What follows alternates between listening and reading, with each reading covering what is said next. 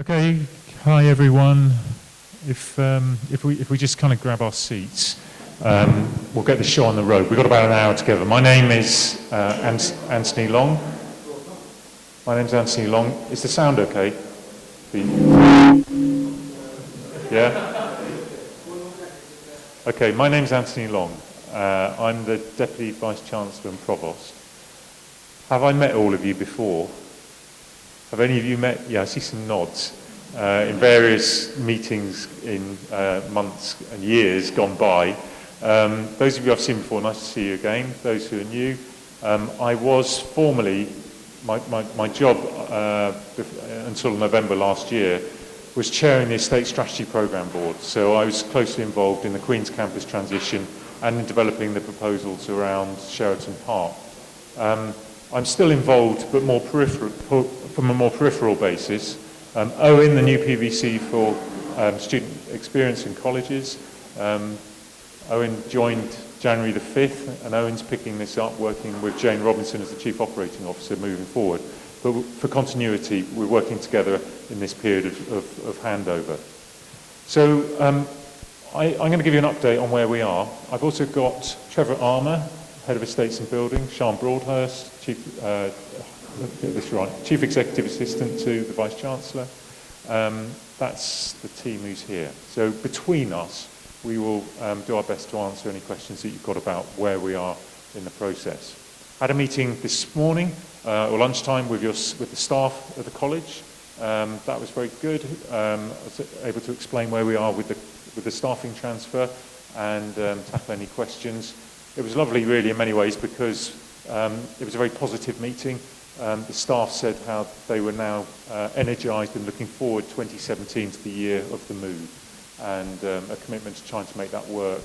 And I stressed to them how important they were, everyone in that room, to a major part of the university strategy. And it's a very important part of what the university is doing now, because as you know, the move to Sheraton Park is one of several moves that are happening, including the two colleges at Queen's Campus relocating to Durham City, and other moves which are happening around the university. So this is really important, and I want to say the same to you at the outset of this evening, how much we appreciate the fact that this is going to be change for you. The clock is ticking quite loudly. We're, as we were at the outset, committed to working with you to make this a success. So I'm going to give just a very brief overview of the proposals, and I want to cut to the issues so you can ask us any questions that you've got. I'm going to have to reach behind the machine to fit the slides, but this is the proposed. This is what it'll look like in 6 months, 8 months time from now. The old block on the left-hand side, the new block on the right-hand side.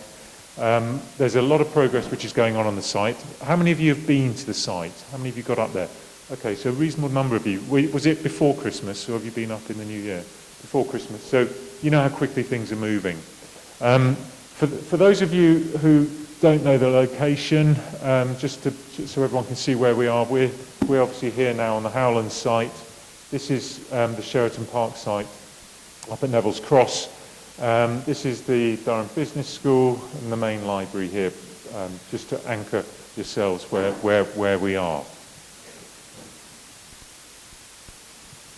The timeline then, in summary, University Council approved the decision to move Ustinov College to Sheraton Park as part of the overall moves that I referred to earlier in September.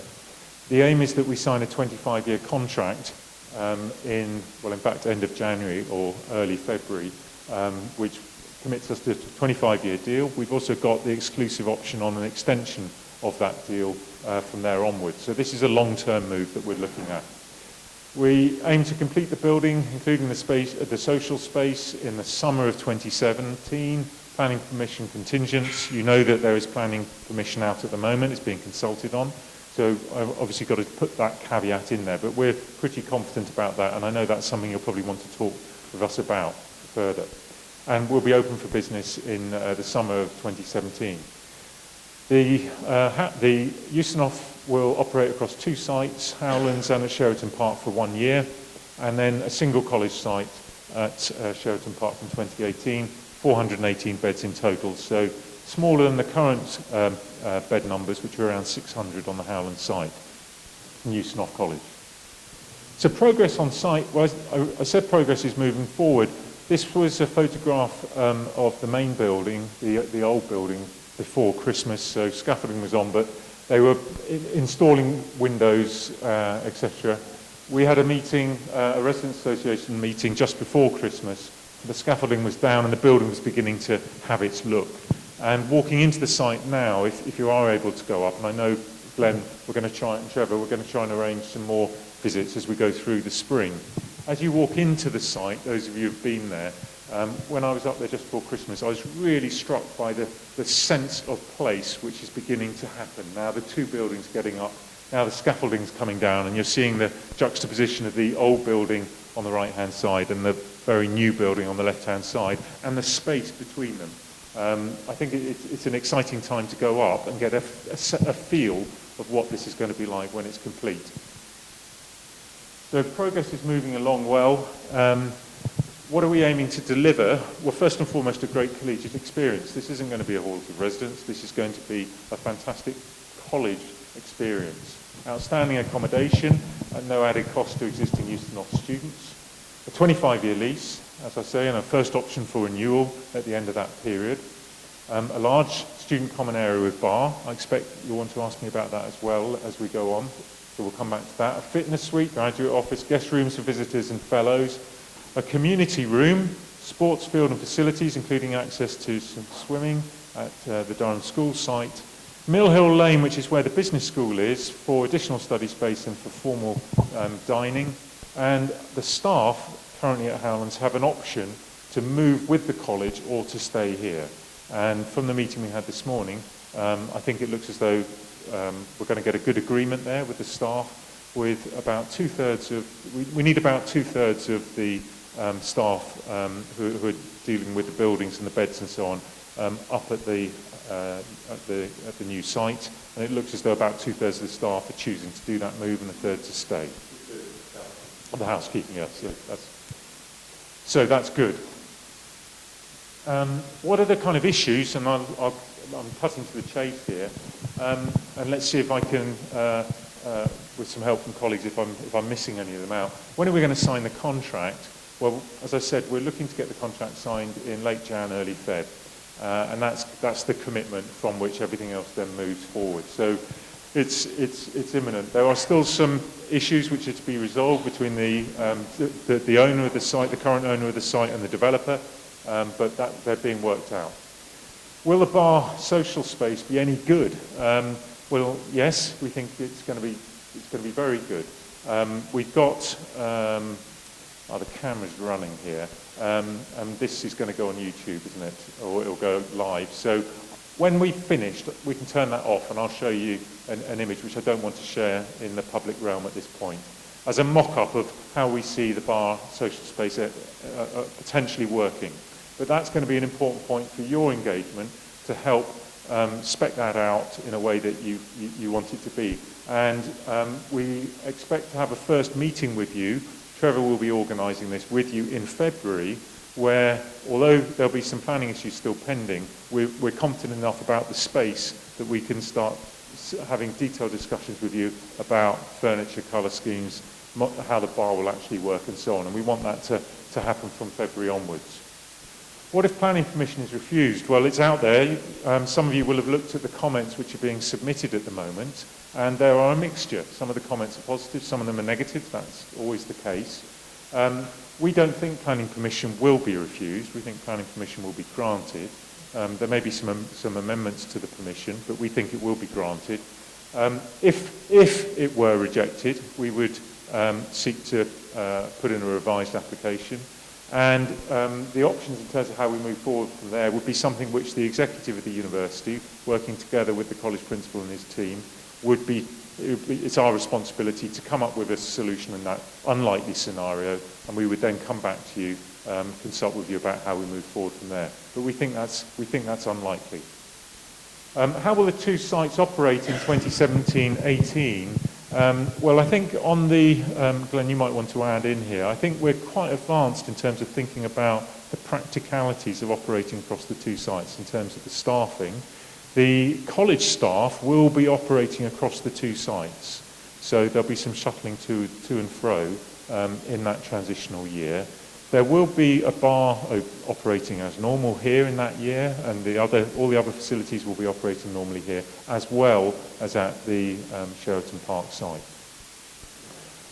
Who will staff the new college? Well, it's existing staff. So when we had some early discussions back last year, there was discussion as to whether or not some of the buildings would be managed by a different group of staff. That's not the case. The buildings will be managed by Ustinov staff. So the site is Durham University operated with Ustinov staff involved as is the present, and they are staff who will have chosen, we hope, in all cases, to operate there. Will it be a home for Dub students only? Well, the answer is no. There are, in this college, a sizable number of students from the business school, but it's not it's not going to be a Dubs college. We expect there to be a mixture of students in that college in the same way that there is a mixture here and indeed in our other colleges across the university. What about the investments we've made in this site, some of which has been funded by yourselves and by your alum? Well, as far as possible, if there are things which you're particularly wedded to, like some of these chairs, you can move them, or tables if you want. If you want to move your gym kit, you can move that. Alternatively, we will make sure that you have got new facilities there, which you'll have a say in helping shape them out. What we are not going to do is open this as your new college base and have it anything but a very high quality finish. That runs through the entire build, and we're adamant we want to have a very high quality space for you to use. So I want to give you some reassurance about that. There's some things we can't move. We can't move the mound, for example. We probably could, but it'd be quite hard to do. So there are some things we obviously can't move.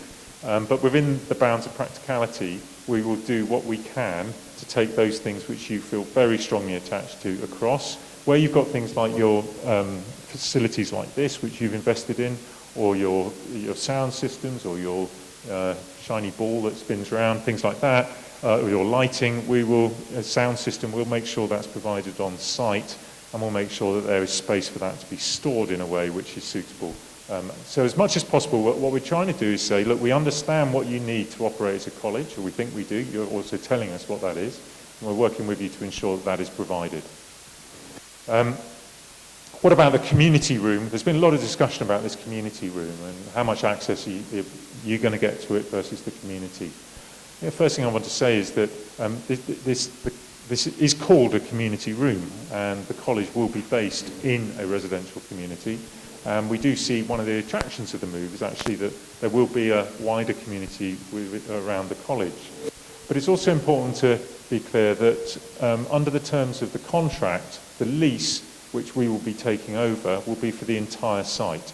So Durham University will operate the entire site. That includes the community room. That means that decisions about its use will be ours to take in consultation with the community. It also means we're going to need to think very carefully about what types of activity go in that room, because we will be liable as the leaseholders for how that space is used. Okay? So one of the things I would like the college to do, if you can, in reasonably sharp order, is to think about the kind of uses which you would like to have for that room. What frequency of use, what times during the day would you like to have that, and so on. We have a meeting actually next week, don't we, Sian, is it Monday or Tuesday, with the Residents Association. And if you were able to give us some idea about what that kind of usage is, I'm expecting they're going to come to us and say this is the pattern of use which we would like to have. And I think it would be helpful if you could tell us in advance of that meeting, give us an indication of the types of use, the frequency and so on which you have, so that we can have a discussion with the residents and come to a common agreement about what's best, mindful of the responsibilities between us and them over the lease of the entire site. There are probably a load of other questions as well now, and I thought I'd stop and we'll take questions or feedback from, well, questions in particular, from folk at the floor. So, we have a Roma and an answer. I guess my first question would be, can you tell us what the Ustinov experience is? Sorry, what?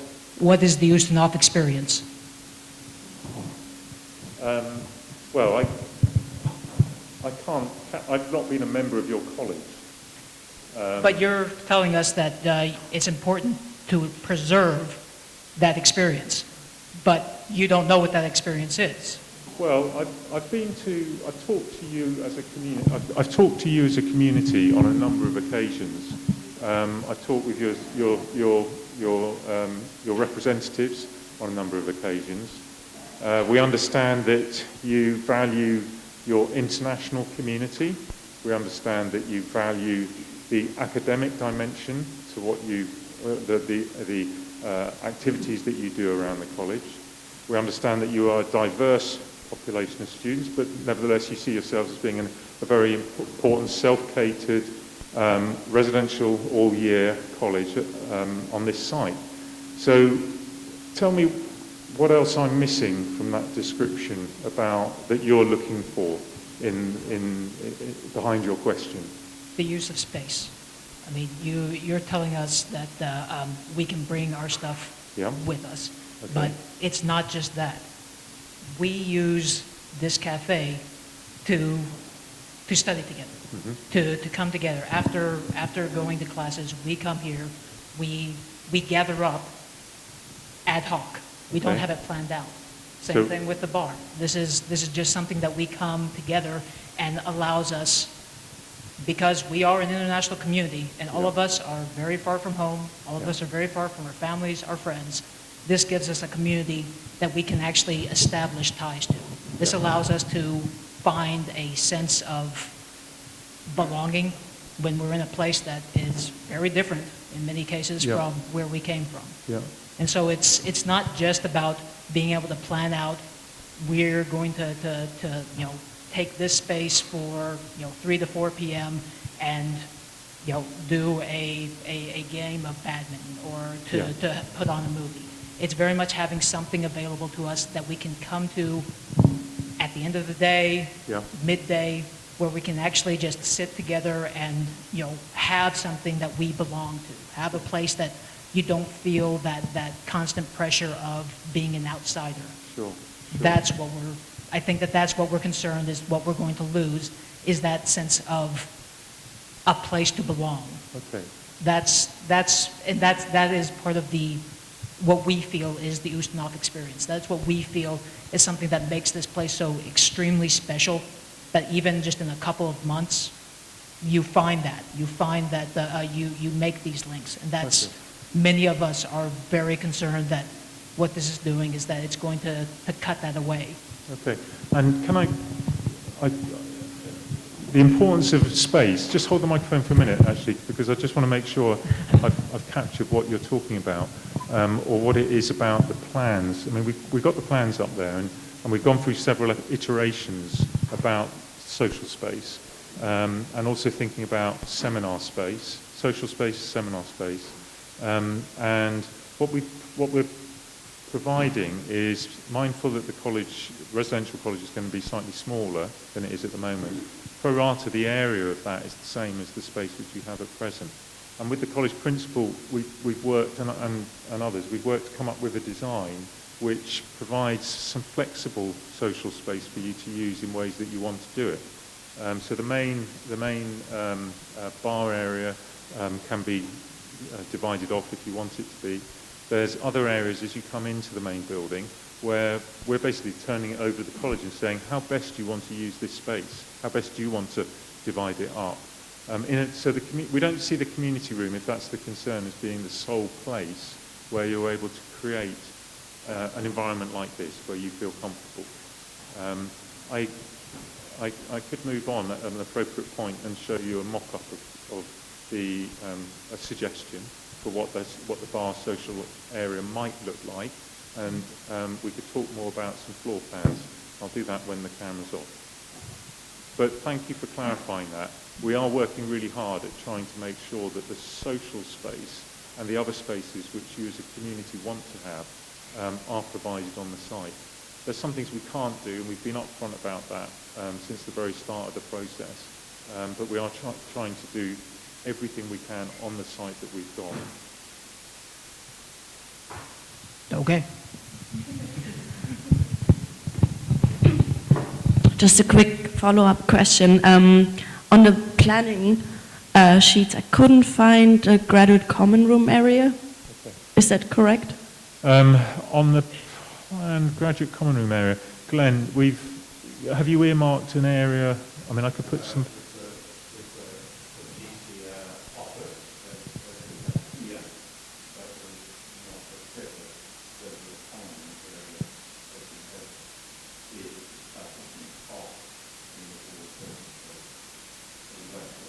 Okay, don't look at any of those other slides. Okay, so let's just be clear about what we're talking about. So this is the new build which is going up. These should be the same, Glenn, as the plans that we've got up on the wall. So this is as you come in through the door, everything in red is proposed to be college space. Okay, so at this entry area, these rooms around here, and then this large space with this is the area I was referring to, which can be cordoned off as a seminar type space if you want it, or whatever you want to do with that. And then that's the gym up in the top there. So there's I think within this space, this area here, Glenn, was earmarked as the, yeah. Yeah.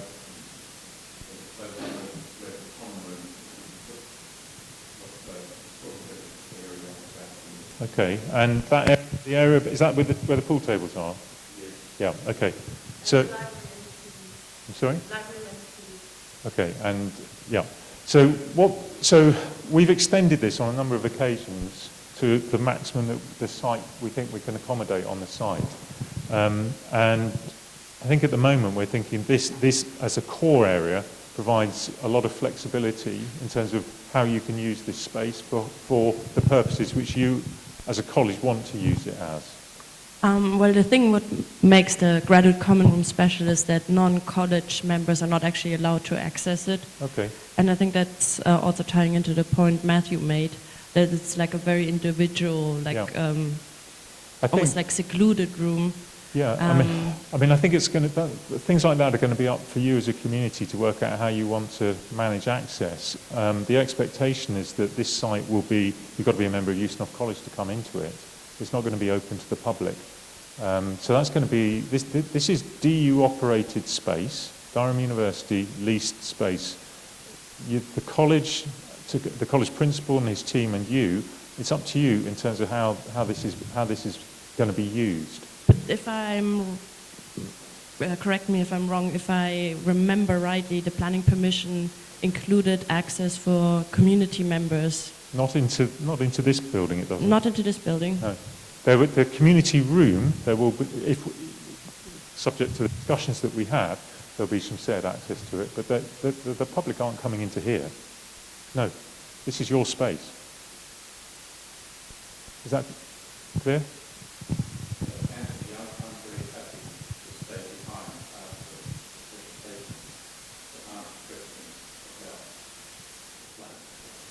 Yeah.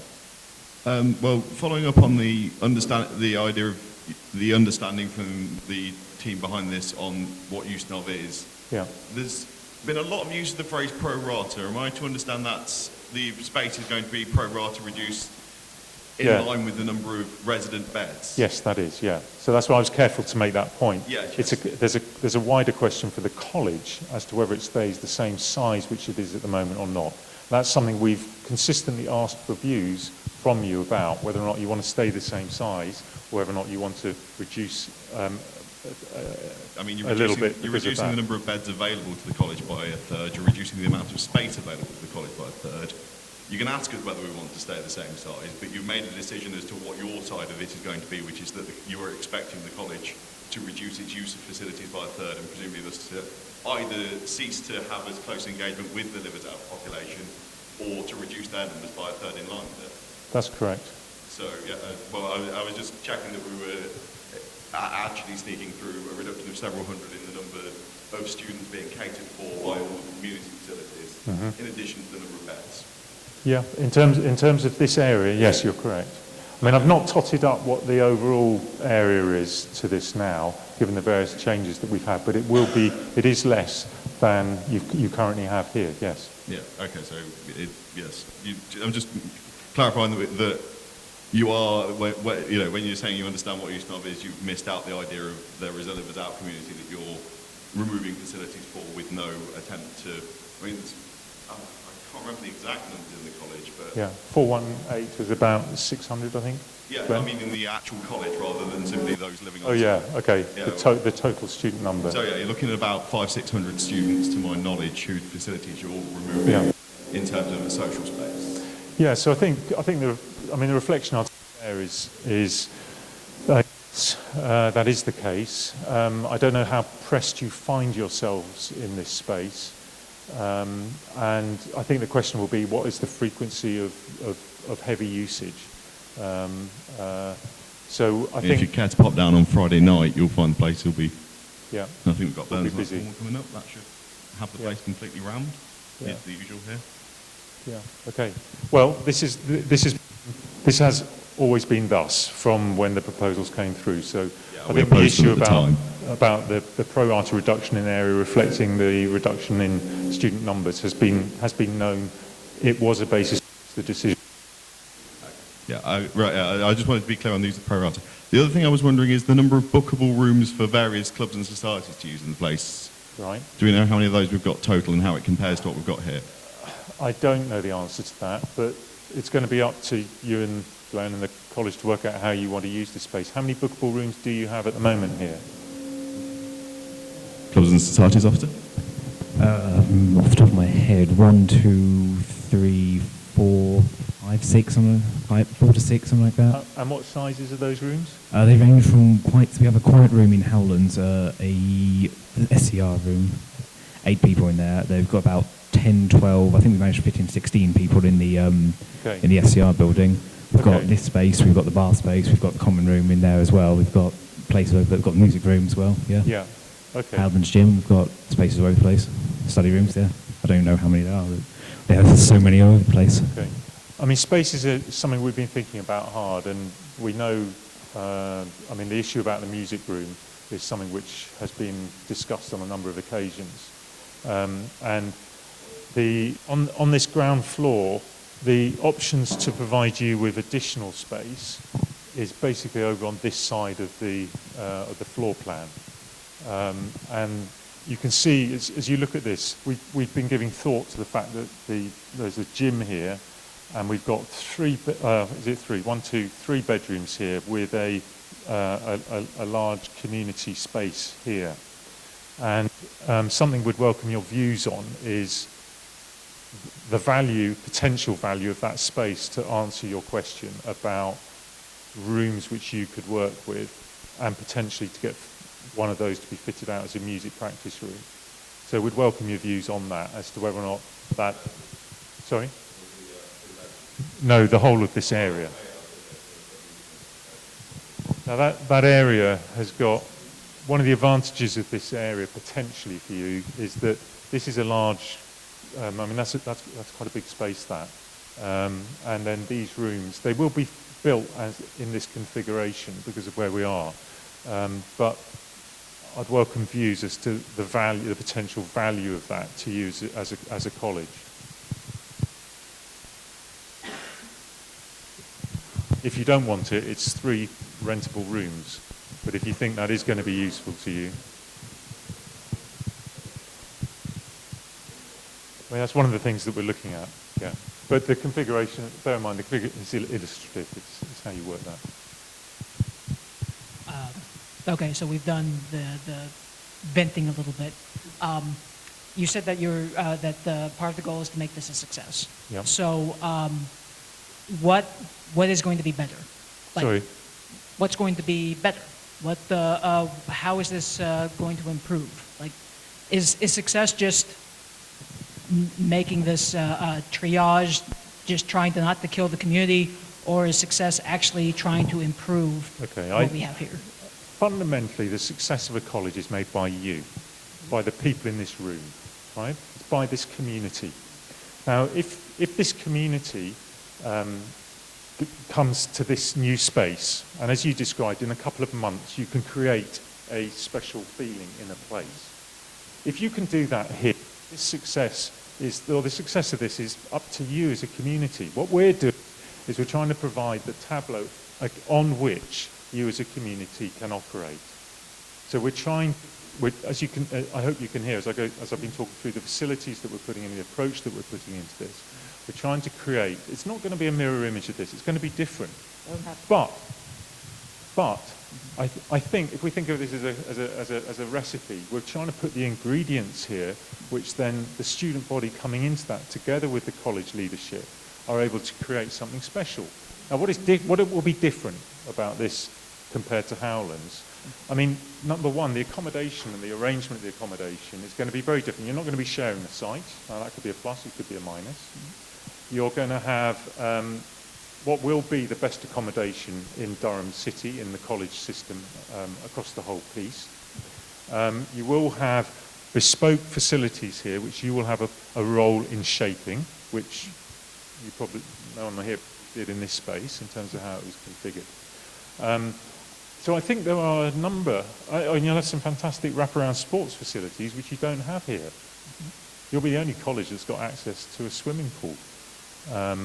There's access, which we're sorting out, to tennis courts. There's going to be a mug and a sports pitch going in just around the corner from here. So there's a whole range of things there, which I would say are the ingredients which, if you and your community choose to take them, can make a fantastic student experience, which will be different from here, but it won't be any worse. I think it could be better. I'm very optimistic that a year from now, we'll look back on this conversation, and maybe you and I will be in the bar and we can have a beer, and we can say, do you remember that conversation we had? And I said, let's sit in a year's time and see where we stand, because I've got every confidence in this community, and I've been to a college here. I was an undergraduate. I know the college experience. I've been through it. I've got every confidence in the student body being able to make this a brilliant experience when we get there. We've got to get there. Well, that is kind of what I was hoping to get us to, is how can we start engaging, and how can we help define what is success? And I think that's a major thing, is that we're trying to kind of understand how we can take what is being given to us and just trying to get a better understanding of what those elements that we have to work with is. Yeah, fantastic. What are we coming into here? Yeah. What are we going to have available? What sort of materials are we going to be, completely understand that it is not going to be Howlands, but how can we make this, how can we improve? What is available to us to start making those plans to try and set this up for who's coming after us next year? Just what we want, just exactly what I think we need from you at this point is it's real now, this is happening, it will happen. And it's now saying, okay, how are we going to, that when we get in there, we're going to have a great time. It's going to be what we want and more. How are we going to go about doing that?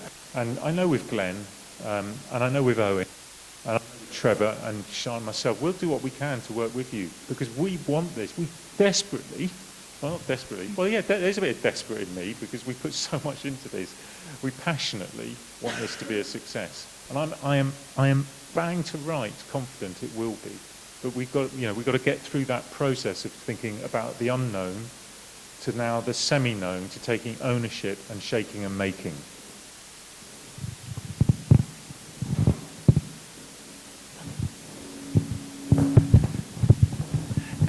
So you said, and we've heard before, that you are very confident we will get planning permission for the bar. The vast majority of comments from residents are very negative. Some of them don't want the bar there at all. Some of them are willing to accept it, but only if it closes at 10 or something like that, whereas currently we close at midnight here. So my question is essentially, why are you confident that you'll be able to get past those objections? Okay. Well, there are a few reasons why. First of all, the alternative of us going to the site is that there would be unregulated drinking taking place by a mixture of undergraduates and postgraduates and non-Durham students on the site and others, non-students. And that will be very unpalatable even more unpalatable to the local residents than it will be if we have a very well-run college with mature, sensible students who have never caused problems in terms of how the bar operates there.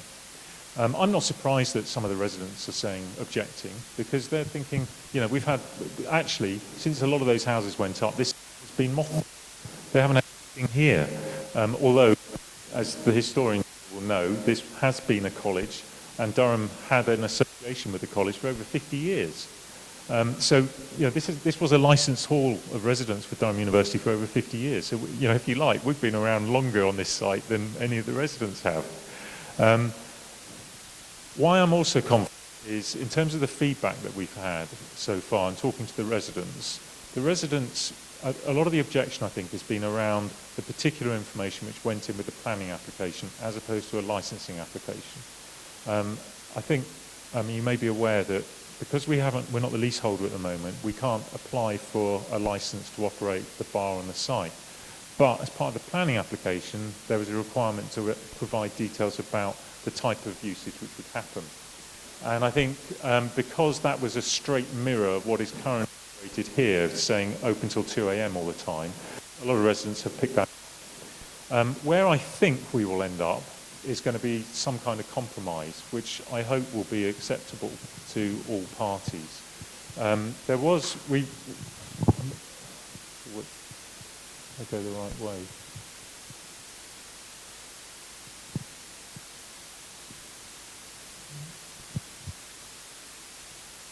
Right. Durham Constabulary put in their planning application, their response today. So this arrived this afternoon. And their submission is, as the bar is in a residential setting, we suggest 11 p.m. is a suitable hour for closure. The planning consent should not allow opening until 2 a.m.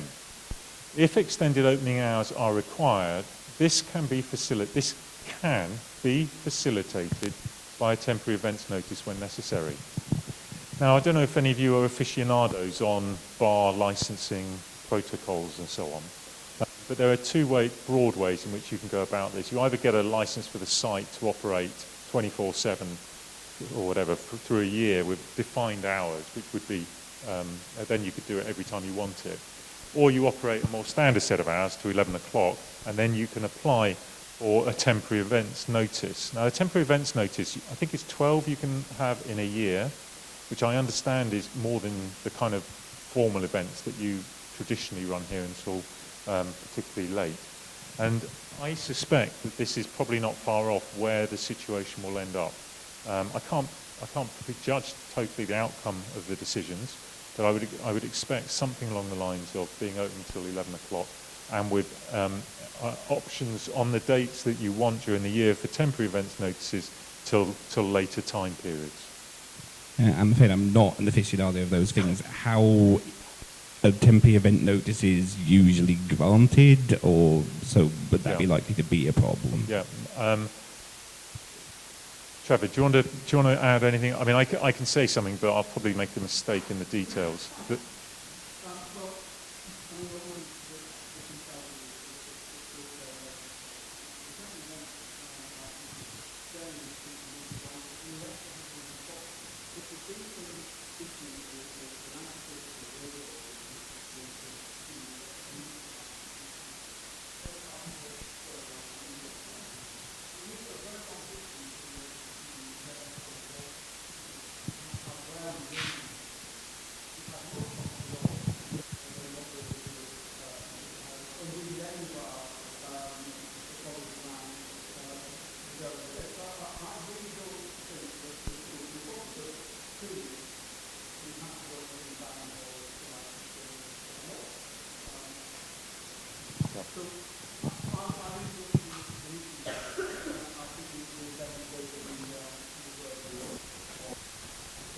Yeah. And the licensing authority and the county council understand the significance of Durham University to this site and how it will develop in the future. And they know how important this issue is to us, because we totally get licensing is an important part of the college experience. I mean, I just wanted to. The bar here is currently open till 12, so if that is another thing that will be worse at this site, and that needs to be clear. If that was the decision which came out, clearly it would on that basis. And I think what we would then do is we would be mindful of where the college is sited. We would look at the number of occasions on which you might want to have an extension to that licence. And we'd need to take it on that basis. Trevor?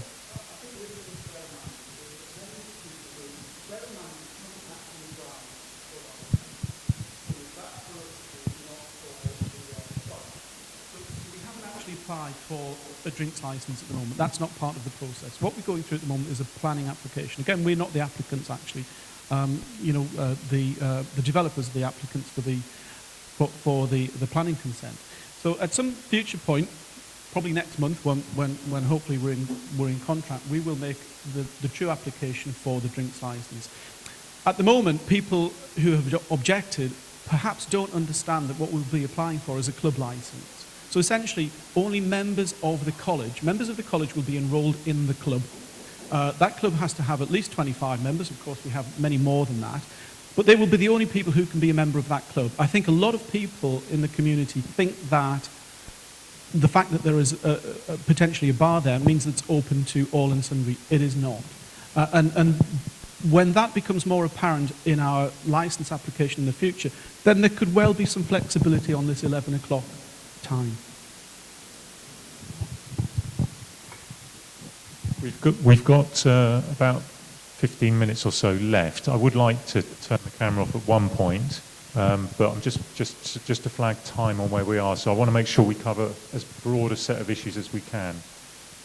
There isn't, if I'm honest, much more we're going to add on the bar now on licensing hours. I think we've explained the position. Hi there. I've just got two really quick ones. Firstly, I haven't managed to look at all of them in detail, but are there going to be any Don sets for couples in the new Sorry, site? are there any? Don sets for couples? Dom sets. Most likely, okay. And secondly, I was just wondering what discussions you've had with Durham School, because I'm worried that we're going to, currently we have a lot of flexibility with the times we can book sports facilities and the frequency with which we can book sports facilities. But I'm worried that we're going to be severely restricted if we have to liaise with the school. Okay. Well, we've had extensive discussions with Durham School. There's a I don't know if it's a written agreement. There's an agreement in place. Basically, what we're doing is we're trading access to their facilities because they want to have access to some of our facilities in a complementary way. We will need to sit down and work out the particular hours of access to facilities. They've obviously got some time when they will be using the facilities for their own purposes. I think as a college, you will probably have some times when you will want to have access to the facilities, and we'll need to work that out together. But Quentin Sloper's had a lot of discussion with them before Christmas over several months, in fact, dating back till into August. So this has been going on for some time. And then in terms of the sports pitch out at the back of the site, the Residents Association are eligible to apply for a grant to get that converted into a mugger, a running pitch, an exercise area, and so on. We're working with them on that. If there's a cash shortfall to enable the completion of that work, then we will support that submission to try and ensure that it works, because that would be a really great additional facility just literally around the corner from your site. Yeah, absolutely. So most of us can only really train for sports on weekdays in the evenings. Is it likely that we're going to be allowed access to the school past, say, 7 o'clock at night, or is that not going to be likely? I think there's a reasonable likelihood of that. Yeah. It's evenings we would need it. I don't know precisely the hours, but they understand that actually it would entirely be in the evenings that we would want to access it. Yeah, we don't want to give. Yeah, we're not going to sign up to something which gives you access during the lunch hour or something like that. You know, we want something which is usable for you.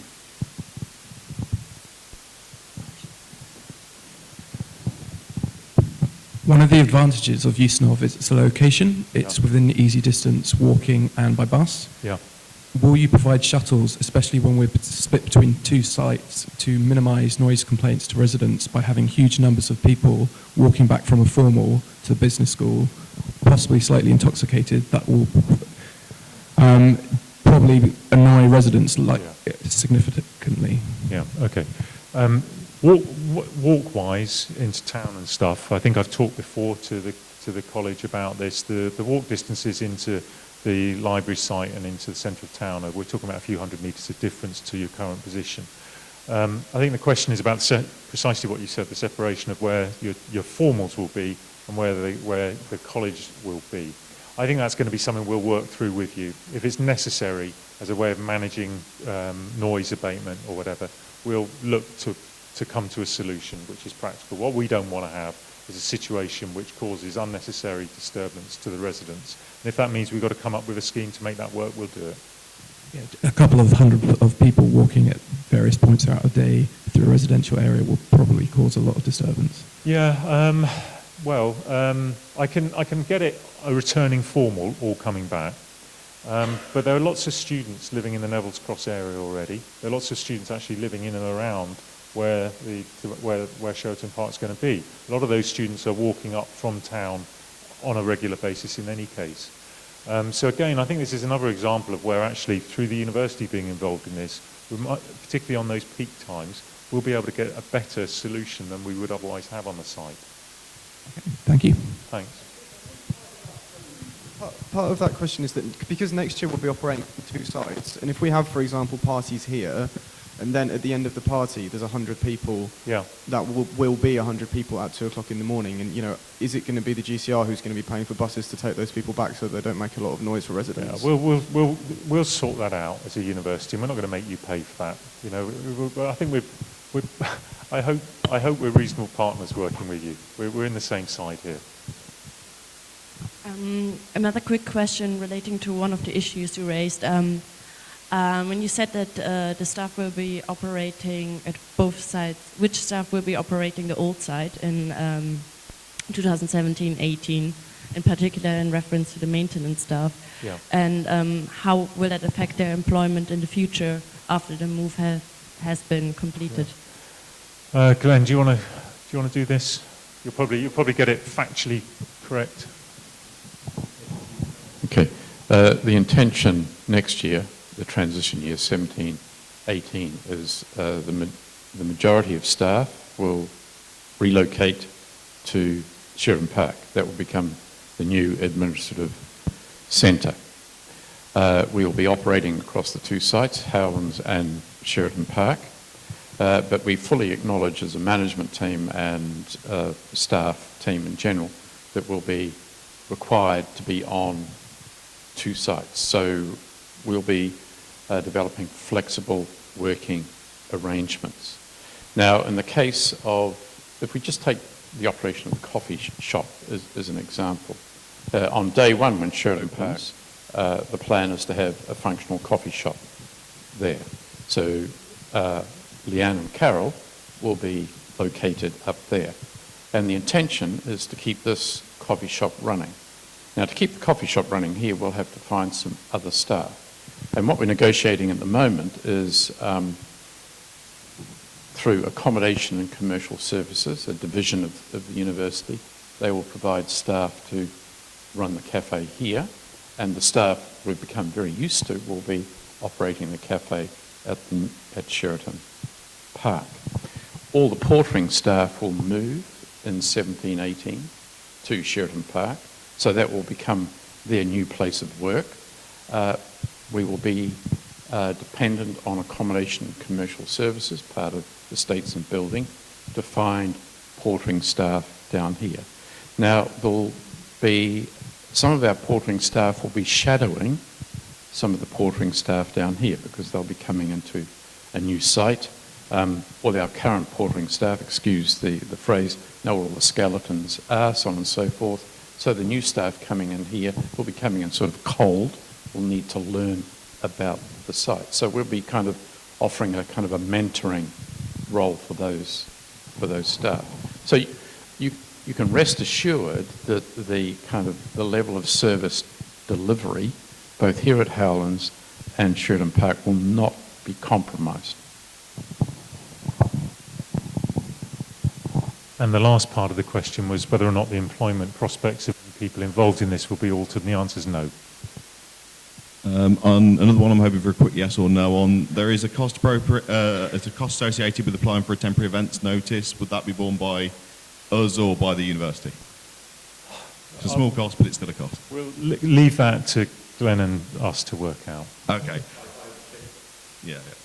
It's not a large amount of money. It's just interested to know where that sort of breakdown of what we're aiming for, where the cost would be associated. We go through an annual budget setting process. The other one I wanted was, if you on the map you showed us, it was noted in the top corner, poor transport links. Has there been any progress on something akin to the shuttle we've got now that goes into town? No substantive update at this point. Okay, thank you. Okay, I'm looking at the clock. Can we kind of wind this up, and I'll just dwell on one image?